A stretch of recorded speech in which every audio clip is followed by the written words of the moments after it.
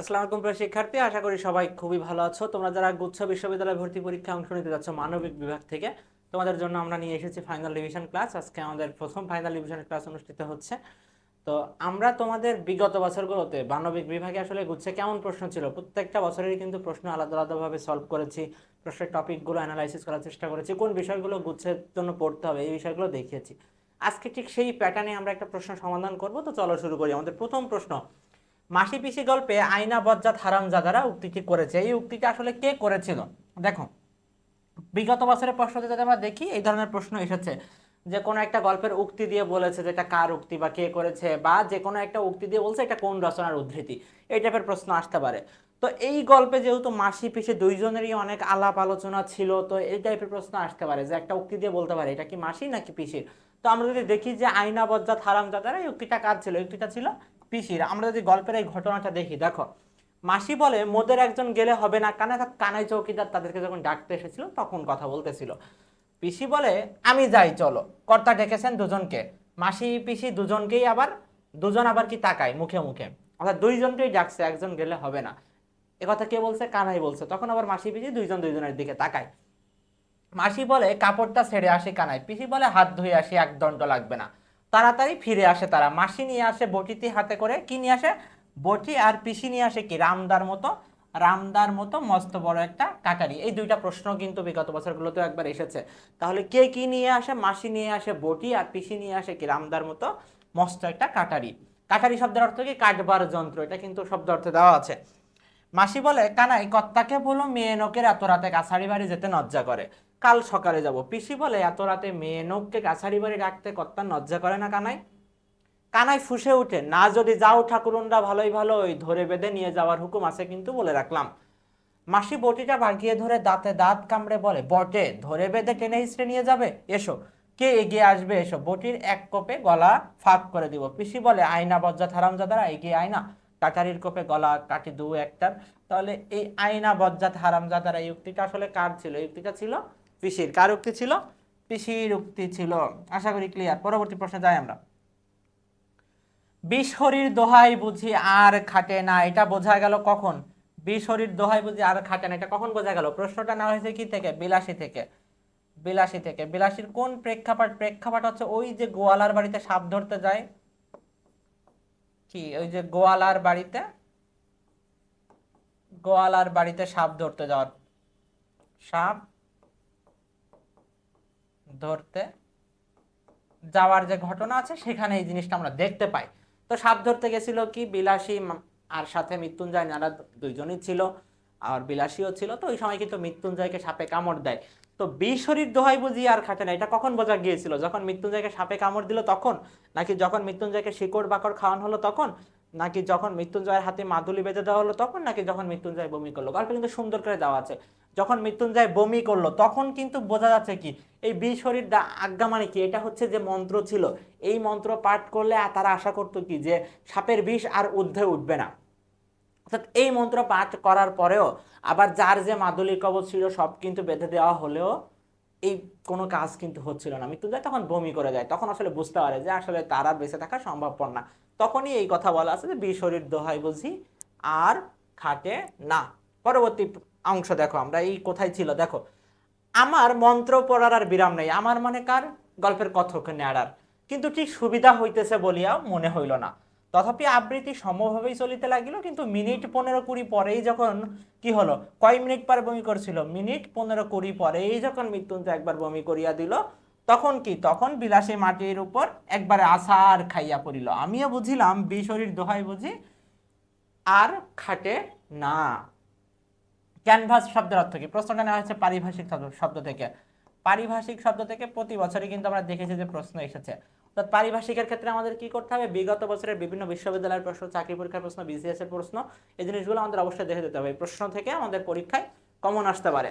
তো ক্যানভাস শব্দের অর্থ কি? প্রচার, ক্যাম্বিস কাপড়, ভোট চাওয়া, বিক্রি করে। এটার উত্তর হবে ক্যাম্বিস কাপড়। এদেশে অন্ধ অন্ধকে পথ দেখাইতেছে, ভ্রান্ত ভ্রান্তকে উপদেশ দিতেছে। এই বাক্যে অন্ধ ভ্রান্ত কি করতেছে? অন্ধ কাকে পথ দেখাচ্ছে? অন্ধকে। আবার ভ্রান্ত কাকে পথ দেখাচ্ছে? ভ্রান্তকে। তো এখানে এই দুইটা পদ কি? এটা কি বিশেষণ, সর্বনাম, অব্যয় নাকি বিশেষ্য? এটা কি? এটা হচ্ছে বিশেষ্য। এটা হচ্ছে কি, এই দুইটাই বিশেষ্য। জয়ন্তের মায়ের নাম কি? প্রশ্নটা আমরা কোথায় পাবো? বিদ্রোহী কবিতায় পাবো, বিদ্রোহী কবিতার। বিদ্রোহী কবিতার যদি শব্দ অর্থ পড়ি আমরা, বিদ্রোহী কবিতার শব্দ অর্থে কিন্তু আমরা পাবো। তো বিদ্রোহী কবিতার একটা ছোট ছোট তথ্য আমরা জেনে নিই, যেটা প্রতিবারই কম বেশি পরীক্ষায় বিভিন্ন বিশ্ববিদ্যালয়ে এসেছে। যেমন বিদ্রোহী কবিতা কোন কাব্যগ্রন্থ থেকে নেওয়া হয়েছে? অগ্নিবীণা। অগ্নিবীণা, অগ্নিবীণা কাব্যগ্রন্থের প্রথম কবিতা কিন্তু প্রলয় উল্লাস। প্রলয় উল্লাস। আর দ্বিতীয় কবিতা কি? দ্বিতীয় কবিতা কিন্তু আমাদের এই বিদ্রোহী কবিতা। বিদ্রোহী কবিতা। আর এটা প্রকাশিত হয় কি? বিজলি পত্রিকায়। কোন পত্রিকায় প্রকাশিত হয়? বিজলি পত্রিকায়। ওকে, তো এখানে এই শব্দার্থ কিন্তু দেওয়া আছে। আসলে জয়ন্তের মায়ের নাম কি ছিল? রেণুকা, ক্যাল্লোপি, অনুসয়া, সচি। কি ছিল? সচি। জয়ন্তের মায়ের নাম কি ছিল? সচি ছিল। চট্টগ্রাম বিশ্ববিদ্যালয়ের উপাচার্যের দায়িত্ব পালন করেছেন কে? প্রশ্নটা এসেছে লেখক পরিস্থিতি থেকে। লেখক পরিস্থিতি থেকে গুচ্ছে বিভিন্ন বছর কিন্তু প্রশ্ন এসেছে। লেখক পরিস্থিতি খুবই গুরুত্বপূর্ণ গুচ্ছের জন্য। তো কে এই লেখকটা আসলে কে ছিল? তিনি কি আবুল ফজল ছিলেন, আবু জাফর ওবায়দুল্লাহ ছিলেন, আবু জাফর শামসুদ্দিন ছিলেন, আবু হেনা মুস্তফা কামাল? কে ছিলেন? চট্টগ্রাম বিশ্ববিদ্যালয়ের উপাচার্য আসলে ছিলেন আবুল ফজল। তো আবুল ফজলের বেশ কিছু গুরুত্বপূর্ণ লেখনী আছে, যেগুলো বিভিন্ন সময়ে বিশ্ববিদ্যালয় ভর্তি পরীক্ষা এসেছে। আমরা এক নজরে একটু দেখিনি। দেখো, তার উল্লেখযোগ্য গ্রন্থের মধ্যে আছে উপন্যাস চৌচির রাঙা প্রভাত। গল্পগ্রন্থের আছে মাটির পৃথিবী, মৃতের আত্মহত্যা। তার প্রবন্ধের মধ্যে আছে সাহিত্য সংস্কৃতি সাধনা, সাহিত্য সংস্কৃতি জীবন, সমাজ সাহিত্য, রাষ্ট্র, মানবতন্ত্র। এই মানবতন্ত্র থেকে কিন্তু আবার কোনটা নেওয়া হয়েছে? মানব কল্যাণ। এই মানবতন্ত্র থেকে নেওয়া হয়েছে কোনটা? মানব কল্যাণ। এর বাইরে আছে কি? 21 মানে মাথা নত না করা। তার দিনলিপির মধ্যে কি আছে? তার দিনলিপির মধ্যে আছে রেখাচিত্র, দুর্দিনের দিনলিপি। এগুলো তার লেখনী। নীর শব্দের সমার্থক শব্দ কি? সমার্থক শব্দ থেকেও কিন্তু প্রশ্ন আসে আমাদের পরীক্ষায়। তো নীর শব্দের সমার্থক শব্দ কি? পানি, বাড়ি, এগুলা। তো অপশন আমরা দেখি অগ্নি, চন্দ্র, বাড়ি, ভূধর। এখানে কি হচ্ছে? নীর শব্দের সমার্থক শব্দ কি? বাড়ি। মধ্যরাতের স্তব্ধতার মধ্যে সে ভেতরের ঘরের দাওয়ার ওপর বসে রইল।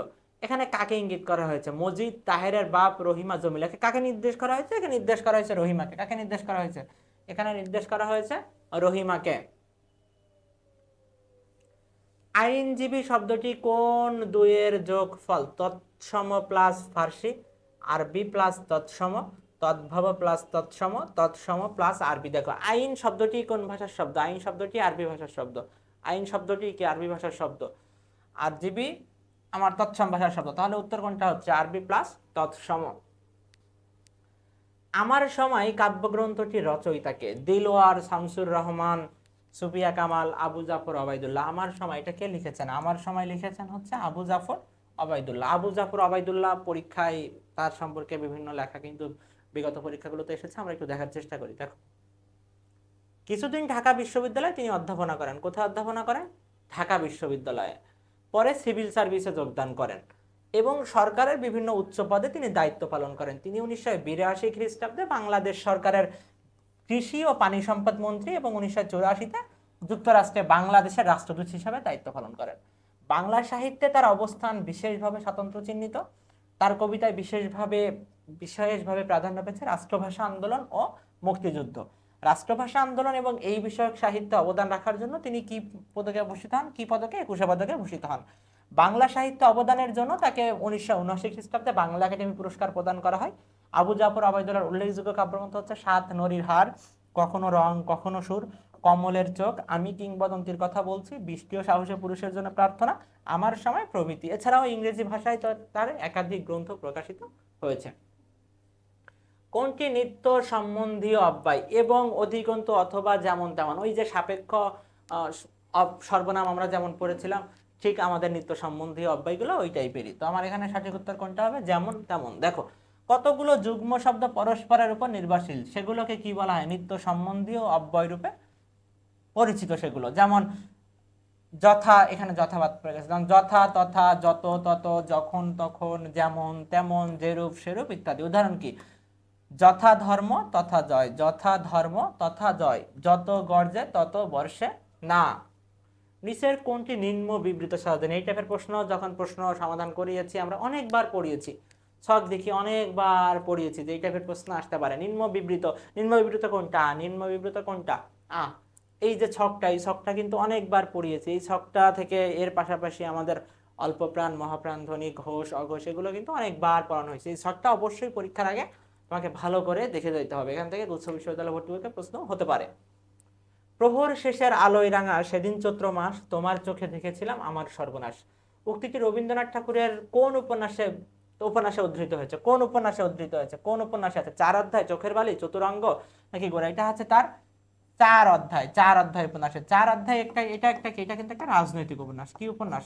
রাজনৈতিক উপন্যাস, রাজনৈতিক উপন্যাস। এটা চোখের বালি, চোখের বালি কিন্তু বিগত বছরে একবার পরীক্ষা এসেছে। এটা কি? তার একটা মনস্তাত্ত্বিক উপন্যাস। আকাশ ধরা বাগধারাটির অর্থ কি? রোদ না ওঠা, বৃষ্টি বন্ধ হওয়া, আকাশ মেঘাচ্ছন্ন হওয়া, কুয়াশা পড়া। আকাশ ধরা বাগধারাটির অর্থ হচ্ছে বৃষ্টি বন্ধ হওয়া। নিচের কোনটি ফার্সি উপসর্গের উদাহরণ? প্র, পরা, অপ এগুলো কি হচ্ছে? তৎসম হয়ে যাচ্ছে। কি হয়ে যাচ্ছে এগুলো? তৎসম। আম, খাস, গড় এগুলো কি হয়ে যাচ্ছে? আরবি হয়ে যাচ্ছে, আরবি হয়ে যাচ্ছে। বে, বর, বদ এগুলো কি হচ্ছে? ফার্সি হচ্ছে। এগুলো কি হচ্ছে? ফার্সি হচ্ছে। অ, আ, ইতি কি হচ্ছে? এগুলো বাংলা হচ্ছে।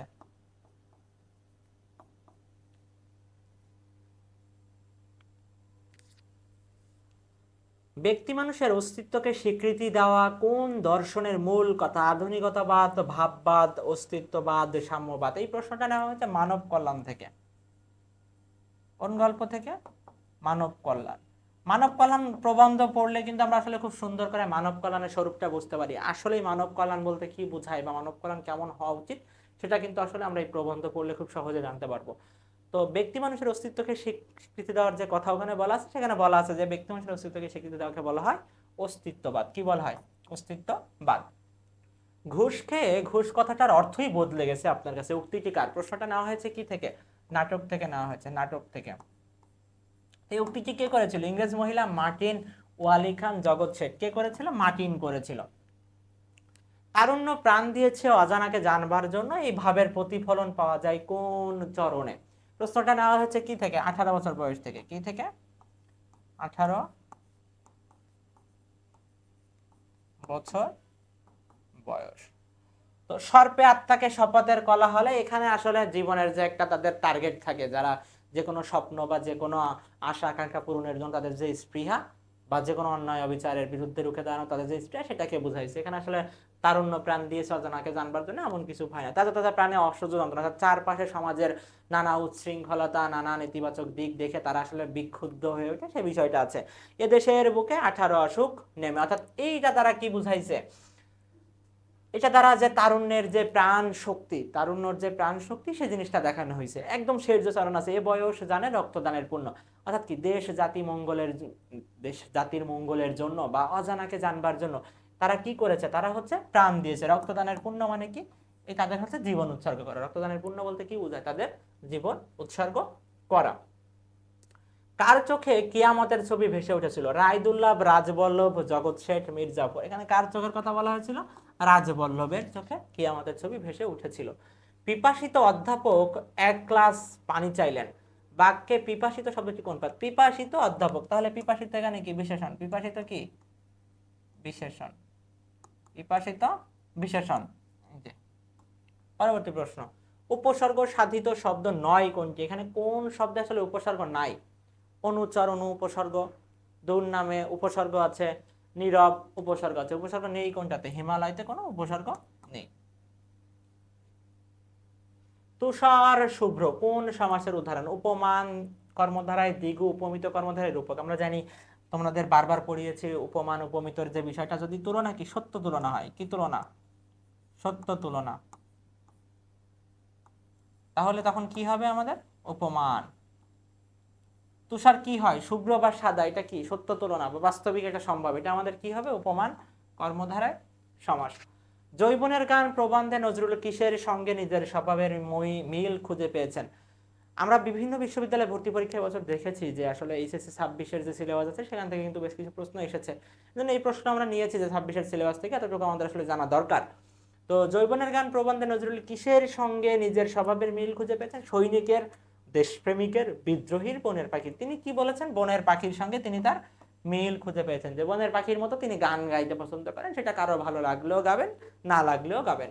দেউল শব্দের প্রতিশব্দ কোনটি? দেওয়ালি, দেয়াল, দলিল, দেবালয়। শব্দ অর্থ থেকে প্রশ্ন আসতে পারে বিশ্ববিদ্যালয় ভর্তি পরীক্ষায় গুচ্ছ ক্ষেত্রে। দেউল শব্দের প্রতিশব্দ হচ্ছে দেবালয়।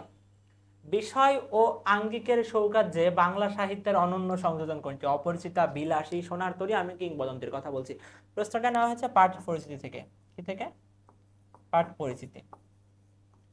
পাঠ পরিচিতিতে কিন্তু খুব সুন্দর করে দেওয়া আছে, বাট কোন গল্প বা কবিতার পাঠ পরিচিতি? এটা আমি কিংবদন্তির কথা বলছি। আমি কিংবদন্তির কথা বলছি। কিংবদন্তি শব্দের অর্থ কি? জনশ্রুতি। আর এটা আমাদের কে লিখেছিলেন? আবু জাফর ওবায়দুল্লাহ। আর এই কবিতাটা গদ্য ছন্দে রচিত। কোন ছন্দে? গদ্য ছন্দে রচিত। সেই এখানকার কর্তা সর্বে সর্বা, এখানে কার কথা বলা হয়েছে? প্রশ্নটা নেওয়া হয়েছে মাসি পিসি থেকে। কি থেকে নেওয়া হয়েছে? মাসি পিসি থেকে। মাসি মিসি গল্পের যদি আমরা নায়িকা চরিত্র বলতে যাই, তা সেটা হচ্ছে আমাদের আল্লাদি। আর এর পাশাপাশি আমরা যদি নায়ক বলি, তার স্বামী যোগুকে বলতে পারি, যে আসলে কিন্তু তার স্ত্রীকে নির্যাতন করেন, খুব বেশি নির্যাতন করেন। আল্লাদির কিন্তু বাবা মা ভাই কেউই বেঁচে নাই, এখন সে মাসি আর পিসির কাছেই থাকেন। তো যোগু নির্যাতন করলেও যোগুর প্রতি মাসি পিসির যে জামাই প্রীতি বা তৎকালীন যে একটা ব্যবস্থা ছিল, যে জামাইকে সম্মান করা, এই জিনিসটা তাদের মধ্যে বিদ্যমান ছিল।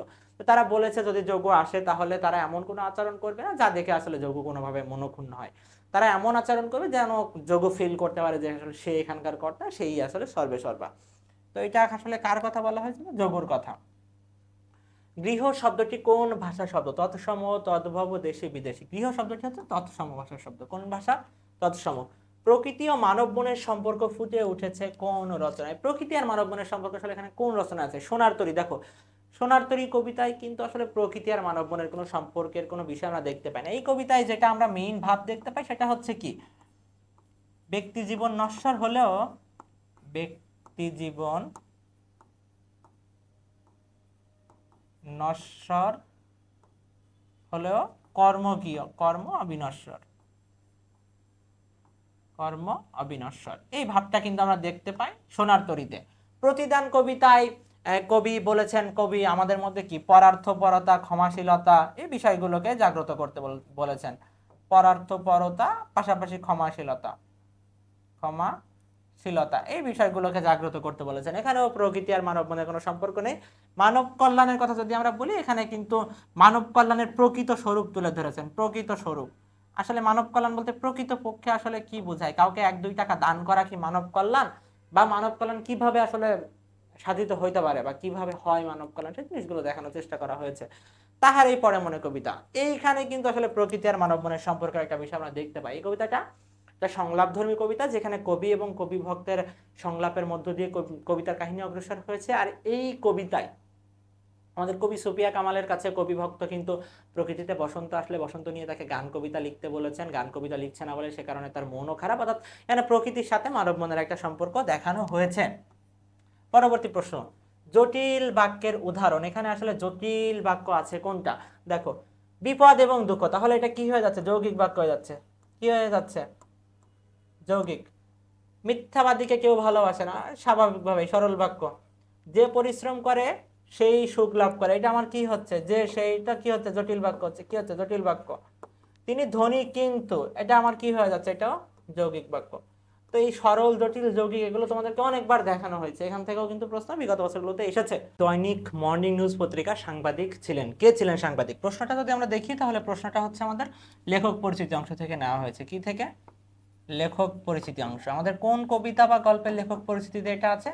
আমরা যদি আমাদের ফেব্রুয়ারি 1969 এর কথা বলি, ফেব্রুয়ারি 1969 যে কবিতা আছে আমাদের, সেই কবিতার ফেব্রুয়ারি 1969 কবিতার লেখক শামসুর রহমান থেকে কিন্তু নেওয়া হয়েছে। শামসুর রহমানের বর্ণনা কিন্তু দেওয়া আছে, তিনি দৈনিক মর্নিং নিউজ পত্রিকার সাংবাদিক ছিলেন। তো তাহলে সঠিক উত্তর হচ্ছে আমাদের বি। দারুচিনি কোন ভাষার শব্দ? আরবি, ফার্সি, তৎসম, দেশি। দারুচিনি কোন ভাষার শব্দ? দারুচিনি হচ্ছে আমাদের ফার্সি ভাষার শব্দ। দারুচিনি কি? ফার্সি ভাষার শব্দ। লগ্নক নয় কোনটি? বিভক্তি, বচন, বাচ্য, নির্দেশক। লগ্নক নয় হচ্ছে বাচ্য, বাকিগুলো কি? লগ্নক। দেখো আমরা লগ্নকের আলাপে যাই। দেখো লগ্নক কোনগুলো? লগ্নক হচ্ছে একটা শব্দ যখন বাক্যে ব্যবহৃত হয়, অর্থাৎ পদ হওয়ার জন্য যে বিষয়গুলো তাকে সাহায্য করে, সেগুলো হচ্ছে লগ্নক। লগ্নকের মধ্যে আছে বিভক্তি, ক্রিয়ার কাল নির্দেশের জন্য এবং কারক বোঝাতে পদের সঙ্গে যেসব শব্দ অংশ যুক্ত থাকে সেগুলোকে বিভক্তি বলে। বিভক্তি দুই প্রকার, ক্রিয়া বিভক্তি ও কারক বিভক্তি। যেমন করলাম ক্রিয়াপদের লাম শব্দ অংশ হলো কি? ক্রিয়া বিভক্তি। এবং কৃষকের এর এর শব্দাংশ হচ্ছে কি কারক বিভক্তির উদাহরণ। নির্দেশক কোনগুলো? যেসব শব্দাংশ পদের সঙ্গে যুক্ত হয়ে পদকে নির্দিষ্ট করে সেগুলোকে নির্দেশক বলে। লোকটি বা ভালোটুকু, এখানে টি বা টুকু হচ্ছে কি নির্দেশকের উদাহরণ। বচন, যেসব শব্দাংশ পদের সঙ্গে যুক্ত হয়ে পদের সংখ্যা বোঝায় সেগুলোকে বচন বলে। যেমন বইগুলো, ছেলেরা, এখানে এই রা গুলো, এগুলো কি বচন। বলক, শব্দের যেসব শব্দাংশ পদের সঙ্গে যুক্ত হয়ে বক্তব্য জোরালো হয় সেগুলোকে বলক বলে। যেমন তখনই, এখনো, পদের ই বা ও, এগুলো কি বলকের উদাহরণ। ওরে তুই যাবি নাকি সোহাগ তলির গা, বাক্যে ওরে কি অনুসর্গ, যোজক, বিশেষণ, আবেগ। ওরে এখানে কি আবেগ, ওরে আবেগ। ধীর শব্দটির বিশেষ্য রূপ কি? ধীরতা, ধৈর্য, ধীরস্থির, ধীরি।